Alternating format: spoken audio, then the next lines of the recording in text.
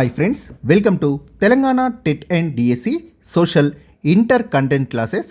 So నేను అంతకుముందు ప్రాథమిక హక్కుల గురించి చెప్పాను వీడియో. సో ఇది ఆదేశక సూత్రాల గురించి చూద్దాం ఈ వీడియోలో. సో దీని గురించి నేను 2 times ఇచ్చాను.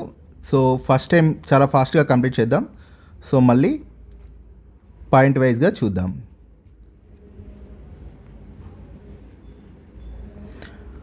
ఆదేశక సూత్రాలు, సామ్యవాద సూత్రాలు ఇవి సంక్షేమ రాజ్యాన్ని స్థాపించడానికి ఉపయోగపడతాయి. గాంధేయవాద సూత్రాలు ఆదర్శ పరిపాలనను అందిస్తాయి. ఉదారవాద సూత్రాలు స్వతంత్ర న్యాయ వ్యవస్థ మరియు అంతర్జాతీయ శాంతి మొదలైన వాటి సాకారానికి ఉదారవాద సూత్రాలు ఉన్నాయి. సామ్యవాద భావాల్ని వివరించే ఆర్టికల్స్ 38, 38(2), 39, 39(a), 41, 42, 43, 46, 47. సో ఈ ఆర్టికల్స్ అన్నీ కూడా సామ్యవాద భావాల్ని వివరిస్తాయి. ఆర్టికల్ 38 ప్రజలందరికీ న్యాయం అంటే సామాజిక, ఆర్థిక, రాజకీయ న్యాయాల్ని చేకూరే పద్ధతిలో ఒక సామాజిక క్రమాన్ని నెలకొల్పడం ద్వారా ప్రజా సంక్షేమాన్ని అభివృద్ధి చేయడానికి ప్రభుత్వం కృషి చేయాలి. 38(2) ఆర్టికల్ ఆదాయంలో అసమానతలను తగ్గించడానికి ఉద్దేశించినది. 44వ సవరణ 1978 చట్టం ఆర్టికల్ 38లో ఈ రెండవ నిబంధనని చేర్చింది. 44వ సవరణ 1978 చట్టం ఆర్టికల్ 39లో 39(1) తగినంత జీవన భృతిని అందించాలి. 39(2) వనరుల్ని సమానంగా పంపిణీ చేయాలి. 39(3) జాతీయ సంపదను వికేంద్రీకరించాలి. 39(4) స్త్రీ పురుషులకు సమాన వేతనాలు అందించాలి. 39(5) కార్మికుల, పురుషుల, మహిళా సంపదను, శక్తిని సంరక్షించాలి. ఆర్టికల్ 39(6) బాల్యం, యవ్వనాన్ని దోపిడీ నుండి రక్షించడం గురించి తెలియజేస్తాయి. 39(a) సమన్యాయం మరియు పేదలకు ఉచిత చట్టపరమైన సహాయాన్ని అందించాలని తెలియజేస్తుంది. 42వ సవరణ 1976 చట్టం ఆర్టికల్ 39(a), 43(a) మరియు 48(a)లను చేర్చింది. ఆర్టికల్ 41 నిరుద్యోగిత, వృద్ధాప్యం, అనారోగ్యం, అశక్తత లాంటి పరిస్థితుల్లో సహాయం, పని హక్కు, విద్యా హక్కుల్ని ప్రసాదించాలని ప్రభుత్వాన్ని కోరుతుంది. ఆర్టికల్ 42 కార్మికులు పనిచేసేందుకు తగిన మానవీయ పరిస్థితుల కల్పన, స్త్రీలకు ప్రసూతి సౌకర్యాల కల్పన గురించి తెలియజేస్తుంది. ఆర్టికల్ 43 కార్మికులకు కనీస జీవన వేతనం, మెరుగైన పని నిబంధనలు, సామాజిక సాంస్కృతిక అవకాశాలను గురించి తెలియజేస్తుంది. ఆర్టికల్ 43(a) పరిశ్రమల నిర్వహణలో కార్మికులకు భాగస్వామ్యాన్ని కల్పించాలని తెలియజేస్తుంది. 42వ సవరణ 1976 చట్టం ఆర్టికల్ 39(a), 43(a), 48(a)లను చేర్చింది. సో 39(a) సమన్యాయం, పేదలకు ఉచిత చట్టపరమైన సాయం తెలియజేస్తుంది. 43(a) పరిశ్రమల నిర్వహణలో కార్మికులకు భాగస్వామ్యాన్ని కల్పించడాన్ని తెలియజేస్తుంది. ఆర్టికల్ 46 ఎస్సీ, ఎస్టీ, అల్పసంఖ్యాకులకు విద్యా, ఆర్థిక సదుపాయాల్ని అందించాలి. సామాజిక అన్యాయం, అన్ని రకాల దోపిడీల నుండి ప్రభుత్వం వారిని రక్షించాలి అని తెలుపుతుంది. ఆర్టికల్ 47 కనీస పోషకాహార స్థాయి, జీవన ప్రమాణాన్ని పెంచి ప్రజారోగ్యాన్ని మెరుగుపరచాలి. నెక్స్ట్ గాంధేయవాద సూత్రాలు ఆర్టికల్ 40, 43, 46, 47, 48(a), 49. సో ఇవన్నీ కూడా ఆదర్శ పాలనను అందిస్తాయి. ఆర్టికల్ 40 గ్రామ పంచాయతీల్ని ఏర్పాటు చేసి అధికారాల్ని కల్పించి వాటిని స్వపరిపాలనా సంస్థలుగా పనిచేసే అవకాశాన్ని కల్పించాలని సూచిస్తుంది. ఆర్టికల్ 43 గ్రామీణ ప్రాంతాల్లో వ్యక్తిగత లేదా సామూహిక రంగంలో కుటీర పరిశ్రమల ఏర్పాటుకు కృషి చేయాలి. ఆర్టికల్ 46 బలహీన వర్గాల వారికి ప్రత్యేక శ్రద్ధతో విద్య, ఆర్థిక సదుపాయాల్ని ఏర్పాటు చేయాలి. ఆర్టికల్ 47 మద్యం, మత్తు పదార్థాలు నిషేధించడానికి కృషి చేయాలి. ఆర్టికల్ 48 నూతన సాంకేతిక పద్ధతుల్లో పశుపోషణ వ్యవసాయాలు నిర్వహించాలని సూచిస్తుంది. ఆర్టికల్ 48(2) గోవులను, ఇతర పాడి పశువుల్ని వధించడాన్ని నిషేధించాల్సిందిగా ఆదేశిస్తుంది. ఆర్టికల్ 48(a) పర్యావరణ పరిరక్షణ, అడవుల్ని, వన్యప్రాణుల్ని సంరక్షించాలని ప్రభుత్వానికి సూచిస్తుంది. సో దీన్ని కూడా 1976 చట్టం 42వ సవరణ ద్వారా చేర్చారు. Article 48(a). సో చాలాసార్లు ఎగ్జామ్స్లో అడిగిన బిట్ ఇది. ఆర్టికల్ 49 కళాత్మక నైపుణ్యం, చారిత్రక ప్రాముఖ్యం కలిగిన స్థలాల్ని, కట్టడాల్ని పరిరక్షించాలి. ఉదారవాద సూత్రాలు ఆర్టికల్ 44, 45, 50 మరియు 51. ఆర్టికల్ 44 దేశవ్యాప్తంగా ఉమ్మడి పౌర స్మృతిని అమలు చేయాలి. ఆర్టికల్ 45 బాల్యంలో పిల్లల సంరక్షణ మరియు పిల్లలందరికీ 6 సంవత్సరాల వరకు పూర్వ ప్రాథమిక విద్యను అందించాలి. ఆర్టికల్ 50 కార్యనిర్వాహక శాఖ నుండి న్యాయ శాఖను వేరు చేయడానికి తగిన చర్యలు తీసుకోవాలి. ఆర్టికల్ 51 వీటన్నింటినీ ప్రభుత్వం నిర్వహించాలని సూచిస్తుంది. అంతర్జాతీయ శాంతి భద్రతల్ని ప్రోత్సహించడం, దేశాల మధ్య సత్సంబంధాల్ని నెలకొల్పడం, అంతర్జాతీయ చట్టాల్ని ఒప్పందాల్ని గౌరవించి ఆచరించడం, అంతర్జాతీయ వివాదాలను మధ్యవర్తిత్వం ద్వారా పరిష్కరించుకోవడాన్ని ప్రోత్సహించడం. సో ఇవన్నీ కూడా ఆర్టికల్ 51 తెలియజేస్తాయి. సో మళ్ళీ చూద్దాం. ఆదేశక సూత్రాలు. ఆదేశక సూత్రాల్ని ఐర్లాండ్ రాజ్యాంగం నుండి గ్రహించారు. ఆదేశక సూత్రాలు భారత రాజ్యాంగంలోని 4వ భాగంలో ఆర్టికల్ 36 నుండి 51 వరకు పొందుపరచబడ్డాయి.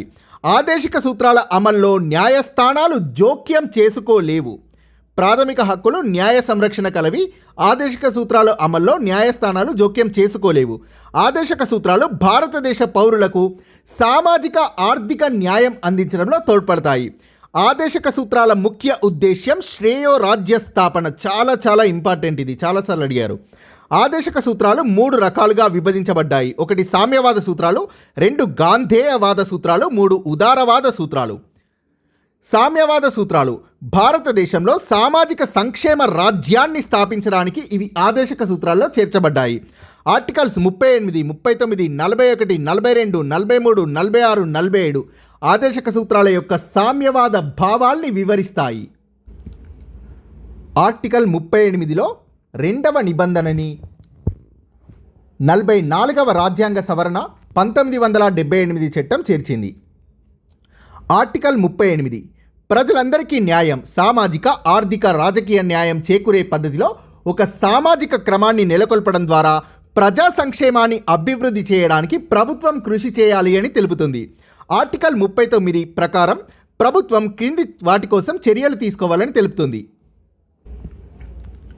ఆర్టికల్ 39(1) ప్రజలందరికీ తగినంత జీవన భృతిని కల్పించడం. ఆర్టికల్ 39(2) ప్రజలందరి ఉపయోగం కోసం దేశంలోని వనరుల యొక్క సమాన పంపిణీ. ఆర్టికల్ 39(3) జాతీయ సంపదను వికేంద్రీకరించాలి. ఆర్టికల్ 39(4) స్త్రీ పురుషులకు సమాన వేతనాలు ఇవ్వాలి.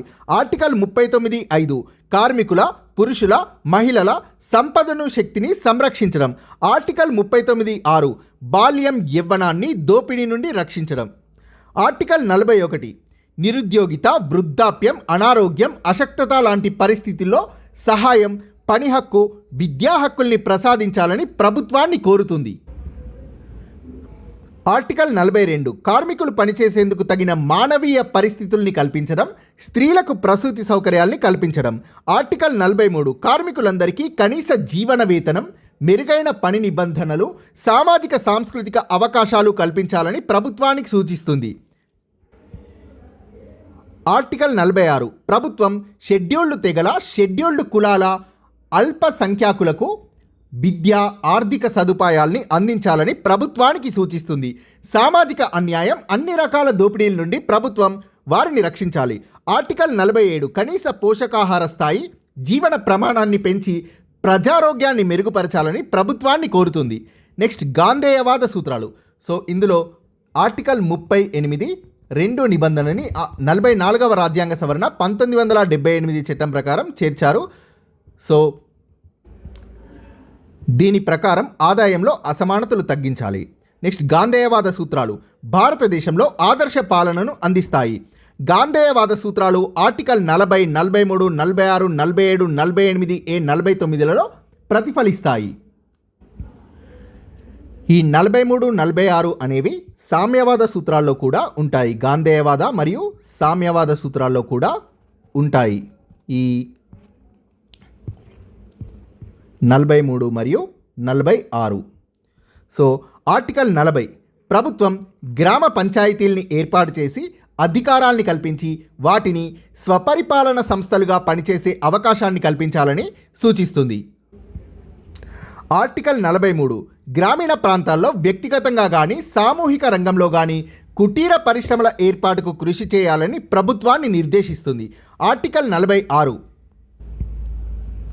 బలహీన వర్గాల వారికి ప్రత్యేక శ్రద్ధతో విద్యా ఆర్థిక సదుపాయాల్ని ఏర్పాటు చేయాలని ప్రభుత్వాన్ని నిర్దేశిస్తుంది.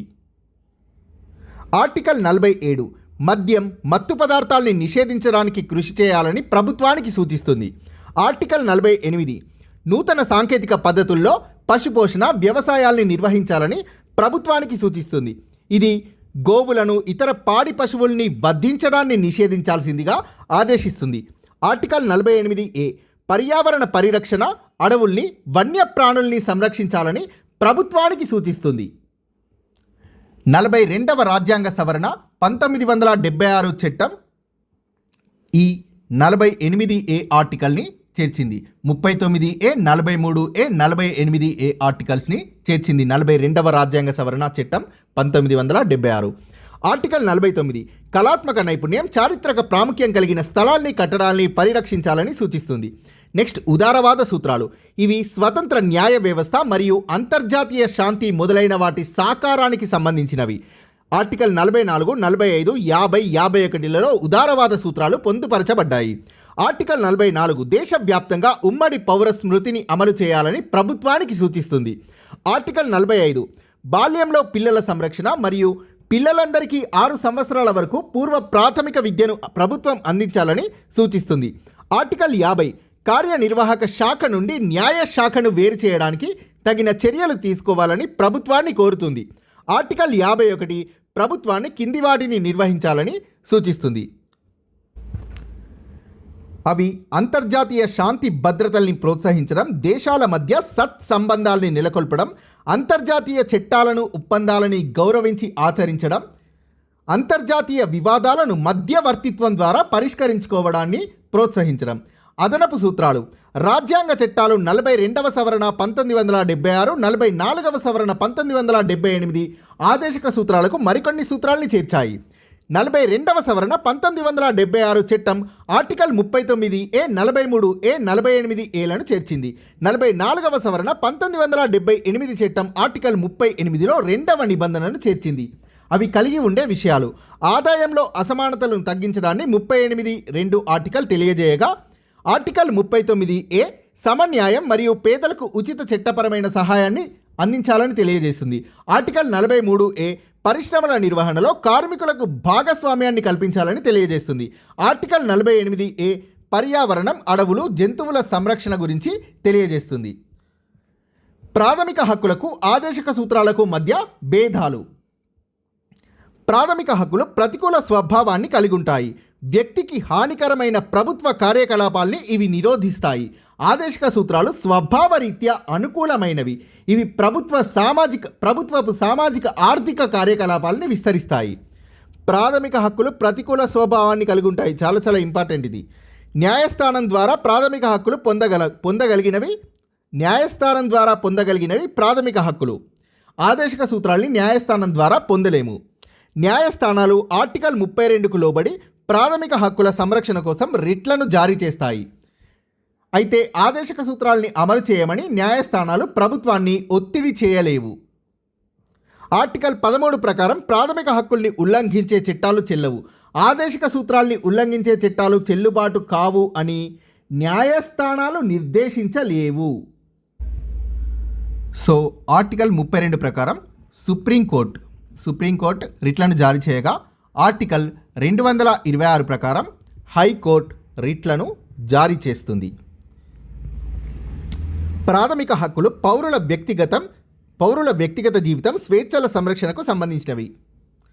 ఆదేశిక సూత్రాలు దేశం యొక్క సామాజిక, ఆర్థిక, రాజకీయ సంక్షేమాల అభివృద్ధి కోసం ఉద్దేశించబడినవి. ప్రాథమిక హక్కుల మధ్య సంఘర్షణ వచ్చినప్పుడు ప్రాథమిక హక్కులు ఆదేశిక సూత్రాల్ని అధిగమిస్తాయి. ఒక వ్యక్తి యొక్క ప్రాథమిక హక్కులను ఆదేశిక సూత్రాలు అధిగమించలేవు. ప్రాథమిక హక్కులు రాజ్యాంగంలోని 3వ భాగంలో చేర్చబడ్డాయి. వీటిని అమలు చేయడానికి ప్రత్యేక చట్టాలు చేయాల్సిన అవసరం లేదు. ఆదేశక సూత్రాలు భవిష్యత్ ప్రభుత్వాలకు మార్గనిర్దేశకాలు మాత్రమే. కావున వీటిని అమలు చేయడానికి ప్రత్యేక చట్టం అవసరం. ప్రాథమిక హక్కులు రాజ్యానికి మరియు భవిష్యత్ ప్రభుత్వాలకు రాజ్యాంగం ఇచ్చిన ఆదేశక సూత్రాలు భవిష్యత్ ప్రభుత్వాలకు సలహాలు, సూచనలు. ఇవి రాజ్యాంగ కర్తల యొక్క ఆదర్శాలు.